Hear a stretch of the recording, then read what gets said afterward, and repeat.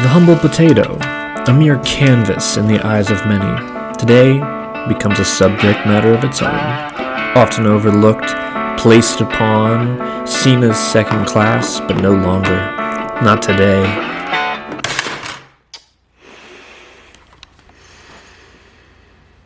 Today, we're going to show the world how potatoes can be the star of the show.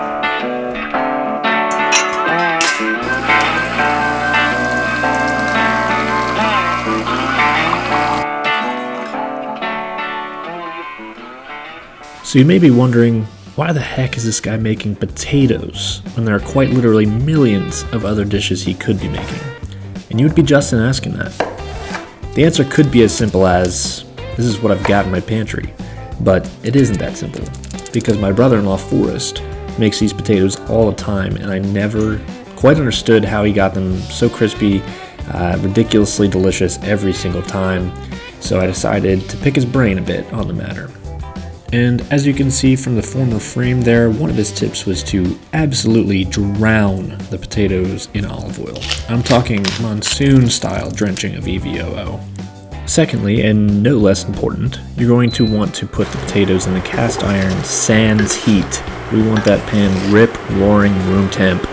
I think part of the problem I had was starting with the pan hot, thinking I'd get a nice sear, but when I went to stir them, the skin would just stick to the pan. The third tip in this trilogy of tips would be to crank the heat to roughly 75% of your burner's max allowable heat production. Seems like an arbitrary number, but this is a scientific art, and consistent action produces consistent results. And speaking of consistency, like children, these potatoes will benefit from your love, support, and consistent encouragement to flourish into the dish we know that they can be. What does that look like? More on that after we take a moment to talk shop on bacon.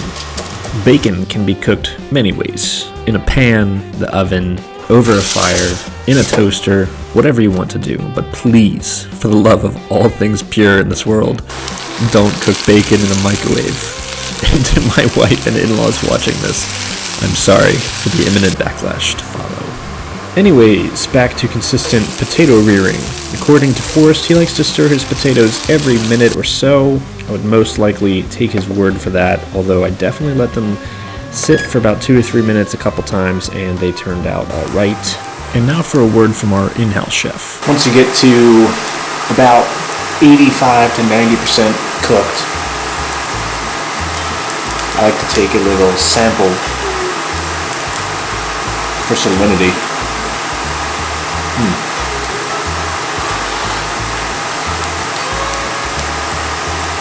Need a little bit more salt.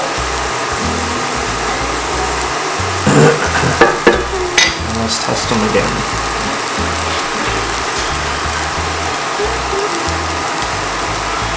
Now that's the perfect amount of salt right there. Yum. Well, you heard it, folks. The salt is on point, but I have also made a bit of a mistake. I totally forgot the garlic powder.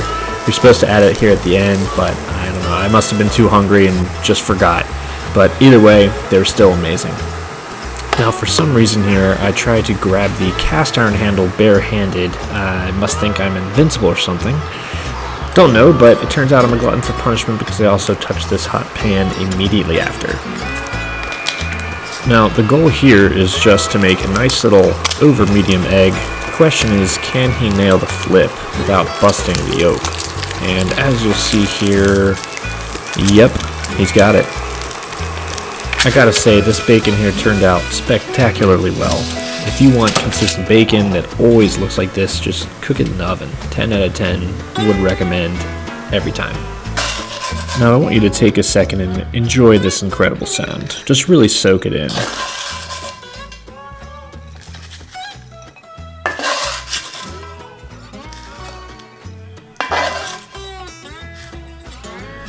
Man, that is good. That is the reason Forrest potatoes are the best. Ultimate crispness on the outside, soft interior, amazing vibes. That's all you can really ask for.